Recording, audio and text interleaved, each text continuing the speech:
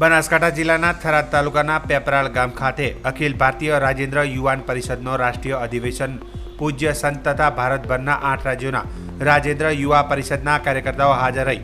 પરિષદ દ્વારા ચાલતા કાર્યક્રમની માહિતી સમગ્ર જૈન સમાજમાં અહેવાલ રજૂ કરવામાં આવ્યો હતો। આ પ્રસંગે જૈન સંઘના આચાર્ય મહારાજ જયરત્નસિંહજી મહારાજ સાહેબ તથા ચારિત્ય રત્ન વિજયજી મહારાજ સાહેબ નારોલીવાળા તથા મોટી સંખ્યામાં મહારાજ સાહેબ સાધુ સાધ્વી તથા જૈન સમાજના લોકો મોટી સંખ્યામાં ઉપસ્થિત રહ્યા હતા, જેમાં ખાસ કરીને મધ્યપ્રદેશ રાજ્ય સરકારના મંત્રી પણ હાજર રહ્યા હતા,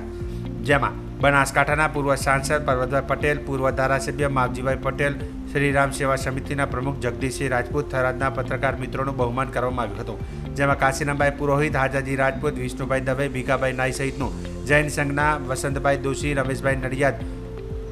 મહેન્દ્રભાઈ વોરા, મુકેશભાઈ જામવા, MP સહિતના આગેવાનો અને ટ્રસ્ટીઓ દ્વારા બહુમાન કરાયું હતું।